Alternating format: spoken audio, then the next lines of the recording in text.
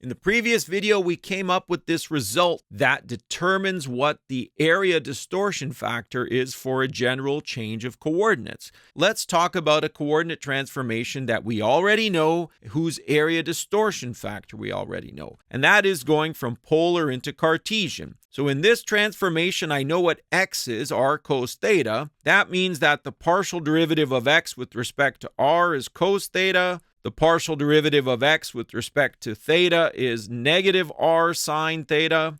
The partial derivative of y with respect to r is sine theta. And the partial derivative of y with respect to theta is r cos theta. According to the result above, the absolute value of the Jacobian is taking these partial derivatives, putting them into this matrix, and finding its determinant.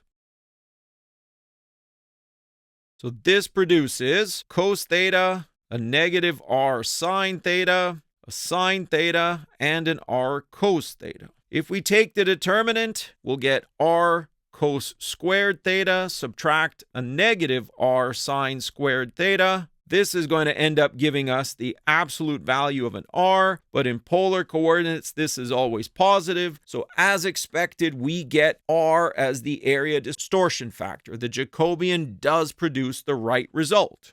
Now, when we talk about general integration problems, we aren't always going to be given the transformation. So the question is naturally how to find it. There's some rules of thumb. We want to choose t that will either simplify the region of integration or simplify the integrand, the function inside. Now, you never know ahead of time which one you should do, so it really depends on the problem you've been given. So as an example, let's evaluate this particular integral where r is the region that I'm going to draw here, bounded by x equals y squared, x equals y squared minus 4. Up top, we'll get an x equals 16 minus y squared, and we'll get an x is 9 minus y squared. So the region of integration is bounded by those curves. There's our region R. The boundaries themselves are going to give us a little clue. We're going to choose a transformation, t of u and v, based on what we're seeing here. Let's take these two curves in particular. The first one, we have x equals y squared,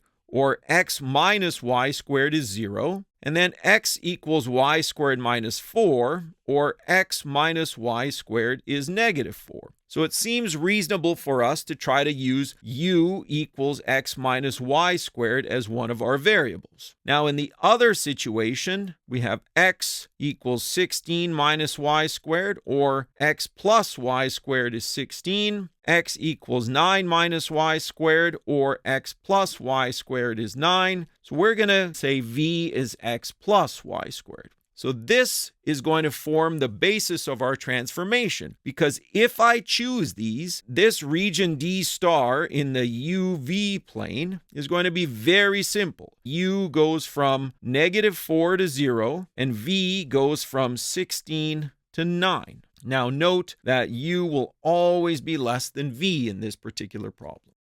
So this region in the UV plane just ends up being a box. So switching from x's and y's into these u and v's, that becomes a very straightforward region of integration. So that means we are going to take this integral here and now rewrite it as y of u and v squared. We need our Jacobian factor, and then we'll have a du and a dv. Unfortunately, there's a little bit of work to do when we have such transformations. We need x and y in terms of u and v in order for us to work with these two terms. So that means we have to solve this nonlinear system, or more correctly, we need to invert this nonlinear system. So x will be u plus y squared, and similarly x will be v minus y squared. So if we put these two together, we'll have u plus y squared is v minus y squared. 2 bunches of y squared is equal to v minus u. Y squared will be v minus u over 2, or y is going to be v minus u over 2 with the square root. Now here we are taking the positive square root only because our region of integration is positive positive in the y direction. And also remember that v is always greater than u, so this quantity will be defined. Now, once we have this, x is v minus y squared, so it's v minus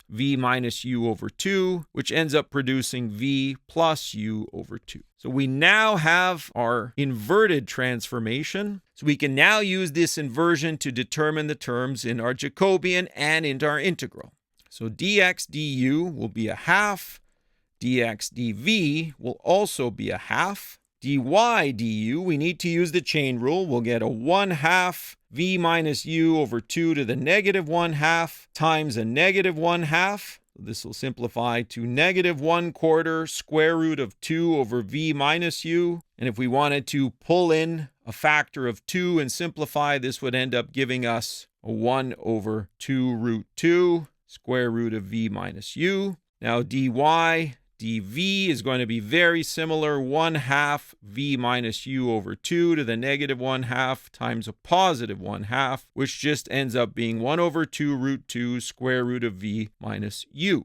So the Jacobian absolute value of this term is going to be the absolute value of the determinant of 1/2, negative 1 over 2 root 2, root v minus u, 1 over 2 root 2, 1 over root v minus u. We'll get the absolute value of 1 over 4 root 2, 1 over root v minus u, subtract negative 1 over 4 root 2, 1 over root v minus u.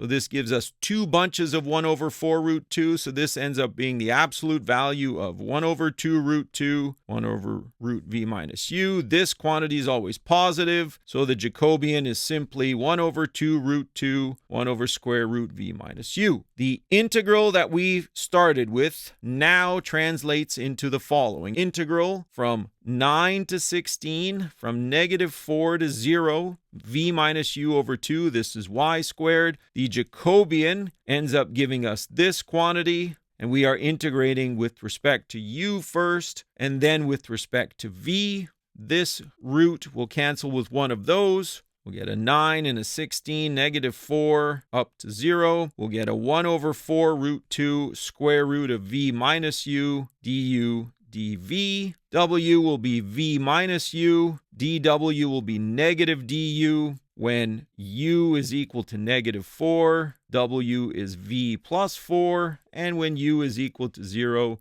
w is v. 9, 16, we'll get an integral here, v plus 4 into v, 1 over 4 root 2, w to the 1/2 with a negative dw, and then a dv, 1 over 4 root 2, 9 to 16, we'll get w to the 3/2 over 3/2. We're switching the limits of integration and using that negative sign to do so. This will give us a v into v plus 4, followed by an integral dv. 1 over 4 root 2, I'll take out the 3/2 from the bottom. I'll get a v plus 4 to the 3/2, subtract a v to the 3/2. dv, we'll get a 1 over 2 root 2 times 1 over 3. v plus 4 to the 5/2 over 5/2. Subtract v to the 5/2 over 5/2, evaluated from 9 to 16. We'll get a 1 over 2 root 2, 1 over 3, 2 over 5. These 2's will cancel out. 20 to the 5/2 minus 16 to the 5/2. Subtract 13 to the 5/2. Take away 9 to the 5/2.